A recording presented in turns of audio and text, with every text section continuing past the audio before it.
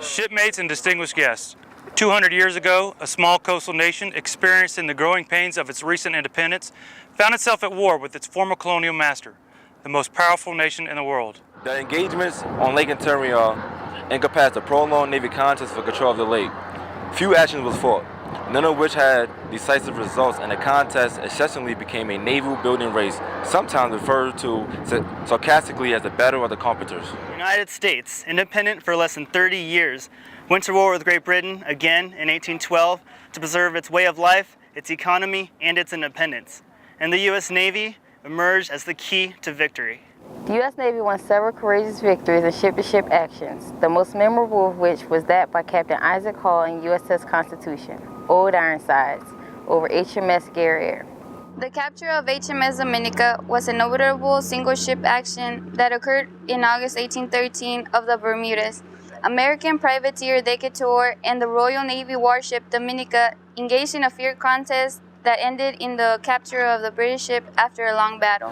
Commodore Oliver Hazard Perry's brilliant success in the Battle of Lake Erie placed the Northwest Territory firmly under American control and sent the nation's morale soaring. The first battle of the Sachet Harbor was a naval battle fought in July 1812 between the American and the British naval forces. That resulted in the American force repelling the attack on their town and the shipbuilding yard located there. Another fleet victory by Commodore Thomas MacDonough on Lake Champlain turned back a British invasion from Canada. The sinking of HMS Reindeer was one of the hardest fought naval actions in the Anglo-American War of 1812. The ship-rigged sloop of war USS Wasp forced the cruiser-class brig sloop HMS Reindeer to surrender after far more than half of the brig's crew, including the captain, were killed or wounded. The Reindeer was too badly damaged in the action to be salvaged, so the Americans set her on fire. Commodore Joshua Barney and his sailors and Marines made a heroic stand in the land fighting at the Battle of Bladensburg outside Washington. Patterson's small naval squadron so delayed and harassed the advancing British with ship gunfire that General Andrew Jackson was unable to prepare his defenses and gain the historic New Orleans victory. Despite the powerful Royal Navy's close blockade of American coast, a number of U.S. warships were able to slip through the blockaders to take their toll of enemy naval and merchant ships. In the final contest of the war, Commodore Daniel Patterson correctly predicted that the enemy blow would come at New Orleans rather than Mobile.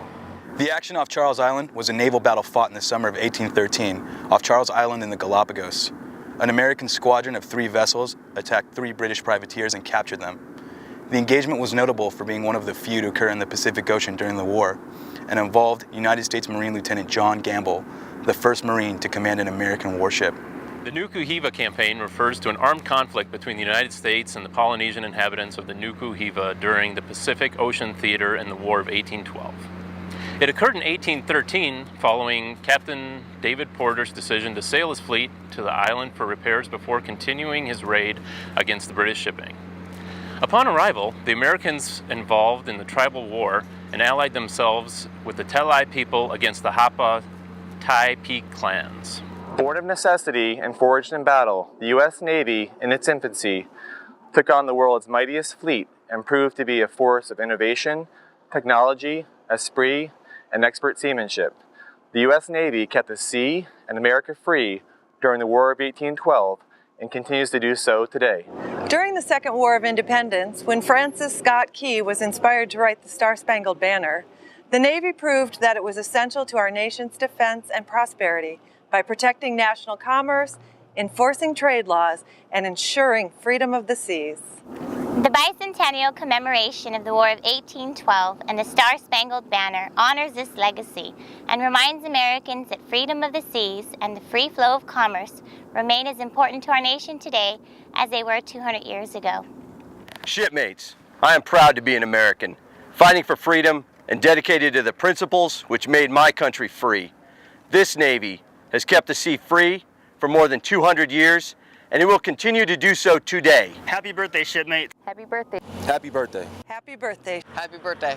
Happy birthday. Happy birthday. Happy birthday. Happy birthday. Happy birthday, shipmates. Happy birthday, shipmates. Happy birthday, shipmates. Happy birthday, shipmates. Happy birthday, shipmates. Happy birthday, shipmates. Happy birthday, shipmates. Happy birthday, Navy.